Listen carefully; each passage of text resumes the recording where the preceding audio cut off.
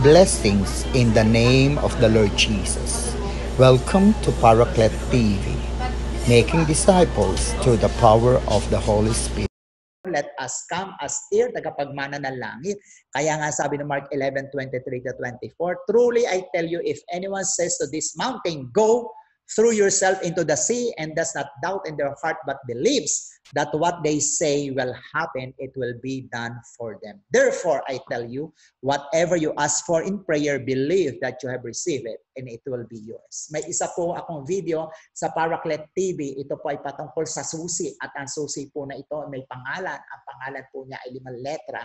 F-A-I-T-H. At ang pananampalataya po natin sa Panginoon ang susi upang tayo po ay marinig ng Panginoon na kapag tayo inanalangin na isang matapang na pananalangin, ang sabi na banal na kasulatan, tatayo ang Diyos, gagawa ang Diyos, at kikilos ang Diyos. At pwede nating ipanalangin kung paano nanalangin si Josue na pinatigil niya yung araw. Pwede din natin sabihin dito sa mga bundok na sila ay masugba sa dagat, o pwede tayong humiling ng mga audacious ng mga pananalangin na kakaiba, mga pananalangin upang ang kapangyarihan ng Diyos ay matanyag. Tandaan po natin, ang Diyos ay makapangyarihan sa lahat. Kayang-kaya niyang gawin ang lahat ng bagay. Walang mahirap sa Diyos. At iyan ay pwede nating maangkin.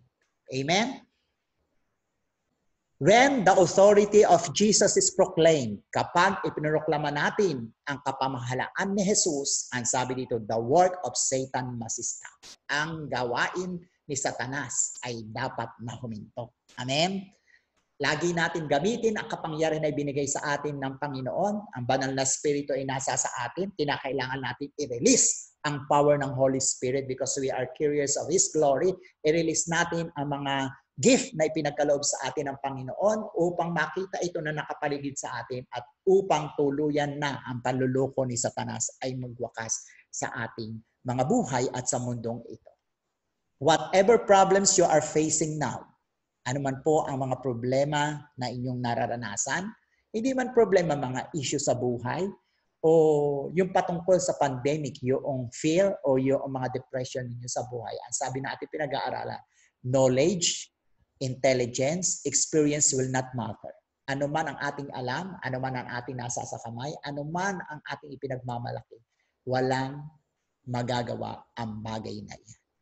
Ang may magagawa, what matters most is to come bold in the throne of heaven, consult God, and pray for great things. Ang may magagawa ay yung tayo ay lumapit sa trono ng biyaya ng langit at tayo ay kumonsulta sa ating Diyos at manalangin tayo ng mga bagay na may katapangan, ng mga magagandang bagay o malalaking bagay upang maiproklama natin ang kapangyarihan ng Diyos at ang ating mga buhay ay maganap ang buhay na kasiyasiya at buo na ipinagkaloob ng Panginoon.